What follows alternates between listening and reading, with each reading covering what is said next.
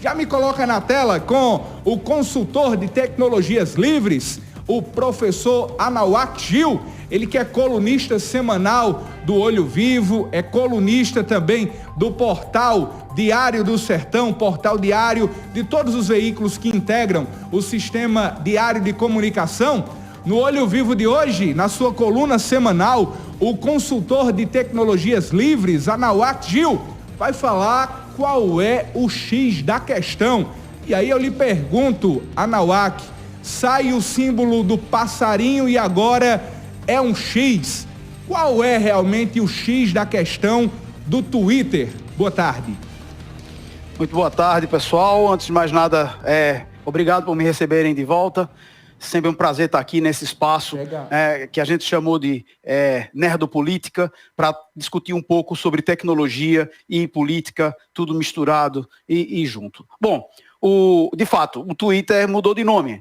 Quem está tweetando e quem está nas redes já há muito tempo vai sentir saudades lá do passarinho simpático, azulzinho, né? E vai então agora ter que lidar com esse xizão feioso que o Elon Musk decidiu colocar ele lá. Né? Um belo dia ele ficou chateado com as censuras que ele e sua linha de pensamentos recebeu, tirou seu cartão de crédito super poderoso, pagou 4 bilhões e comprou uma rede social de alcance global para chamar de sua. Né? E dentro das suas primeiras deliberações, ele fez cair essencialmente todos aqueles filtros que ele considerava problemáticos e liberou de volta todo o pensamento fascista que vinha sendo contido nas redes, né? Ou seja, trouxe de volta, né, aquele conjunto de pensamentos que devem ser combatidos com força ferrenha, né, e liberou de novo. Claro que liberou de novo. Afinal de contas, você não pode acreditar que fenômenos como Bolsonaro, Zelensky, o Trump e Mattarella são acidentes, são tropeços da existência, né? Esses são mecanismos utilizados para difundir e fundamentar o pensamento de extrema, de ultradireita, para mover a régua ideológica política cotidiana. É claro que quando o povo se horroriza com o comportamento desses neofascistas, a regra é puxada para o centro. E aí, então, a direita, ou a centro-direita, parece muito mais agradável, muito mais palatável e muito mais aceitável. Né? E essa forma de divulgar e de transmitir conhecimento, que antes era feita pelas mídias tradicionais, TV, jornal, revistas, foi substituída pela internet, pelos dispositivos móveis, pela conectividade em tempo real, né, que permite com que você faça uma transmissão, uma forma da informação chegar da maneira que o usuário goste, da maneira que o usuário aprecie. Né? Veja um exemplo muito clássico, a coisa de uns 8 anos atrás, mais ou menos, o Google começou a obrigar todo mundo a ter uma conta do Gmail para poder ativar o seu celular. Ninguém achou ruim. Não houve nenhum tipo de reação. Ninguém ficou indignado. Ora, mas desde quando ser obrigado a ter uma conta validada numa empresa estrangeira, Yankee, deveria ser algo obrigatório para que eu possa usar meu telefone no Brasil? Então, as coisas vão sendo feitas lentamente para te dar a ideia de que isso pode ser, de que isso é alternância, de que isso é pluralidade, de que isso é democracia. Um exemplo muito prático disso acontece na seção de materiais de limpeza dos supermercados. Você chega lá e tem um monte de opções. Olha, cores, tipos, cheiros, né, potências de limpeza, várias marcas e cores. Mas, na verdade, toda aquela diversidade não é bem tão diversa assim. Todas essas marcas pertencem a, no máximo, 5 empresas. Então, você tem aquela sensação de que está fazendo escolha, quando, na verdade, você não está escolhendo. Eles estão te dando as opções deles. E você não tem como se livrar desse conjunto.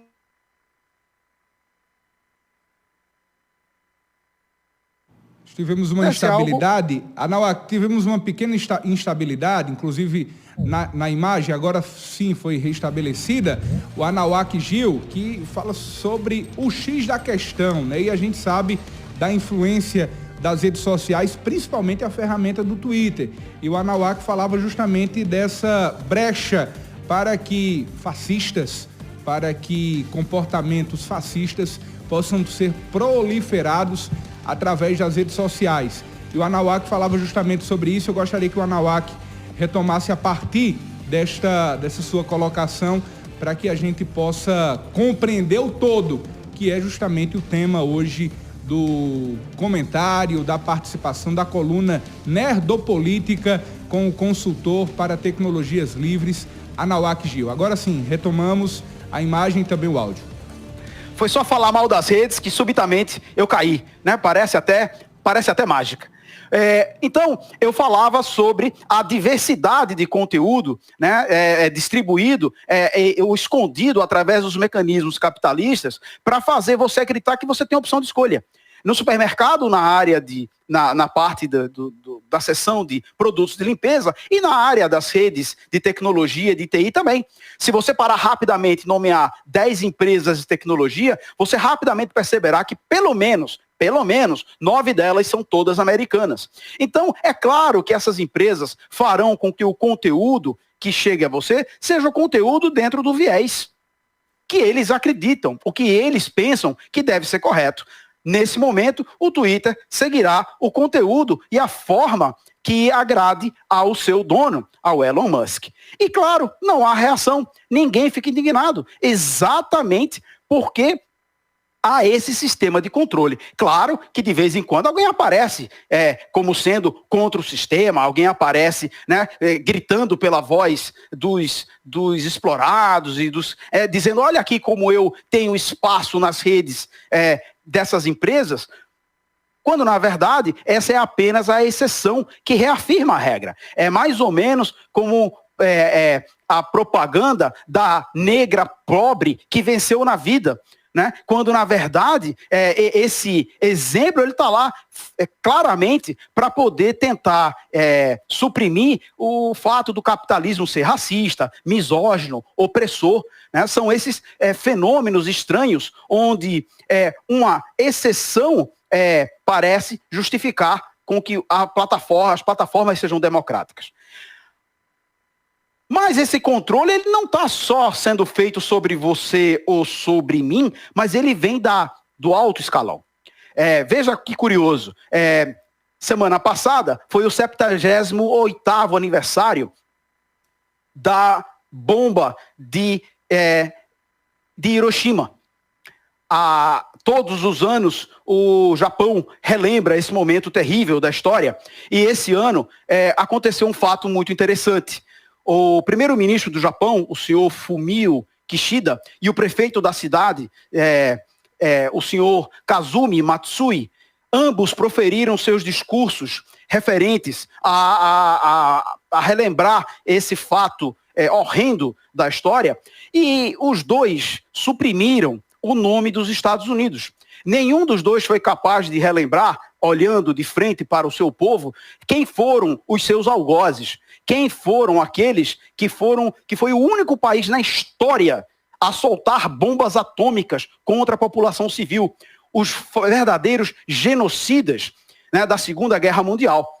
Aqueles que são os detentores de tamanha força e os únicos a usá-los. Que curioso que as vítimas não falem em nenhum momento dos seus algozes. Não é? É estranho a gente conseguir falar sobre o genocídio contra os judeus sem mencionar Hitler ou a Alemanha, ou falar da ocupação da Palestina sem citar Israel, ou sobre o genocídio do Congo sem citar a Bélgica, ou a fome na Índia sem citar o Reino Unido. O nome disso é Síndrome de Estocolmo, onde a vítima passa a adorar o seu algoz. Na verdade, passa muito mais por tentar esconder aquela parte da história que não interessa aos poderosos. E olha só que interessante, a gente termina sendo vítima do processo. A notícia saiu, aqueles que se preocupam com essa questão replicam então o conteúdo do senhor Fumio e do senhor Kazumi, e não se preocupam efetivamente em lembrar de quem perpetrou o crime. E, claro, você passa a ser um canal de distribuição dessa informação parcial, porque os teus seguidores, aqueles que confiam em você, farão o mesmo, dirão, essa informação então é fidedigna, e assim aos poucos a gente vai esquecendo de quem comete os crimes, a gente vai aos poucos esquecendo de quem são esses neofascistas, a gente vai aos poucos esquecendo ou deixando de lado aquilo que é fundamental. Ora, se o próprio primeiro-ministro do Japão e o prefeito da cidade de Hiroshima não falam sobre isso, por que eu deveria? Eu apenas replico isso para minha rede de pessoas próximas e confiam em mim, né? Então, na verdade, não importa muito se era um passarinho azul, se era um X, se era um F, se é um tique-tique ou qualquer outro nome que você queira dar. O pensamento dominante segue o seu caminho.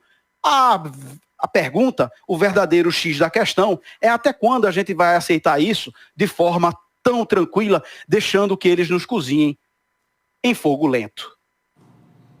Anauak Gil, consultor para tecnologias livres, obrigado pela sua participação, pela sua coluna, que nos remete justamente a essa reflexão que é muito pertinente. Eu que agradeço.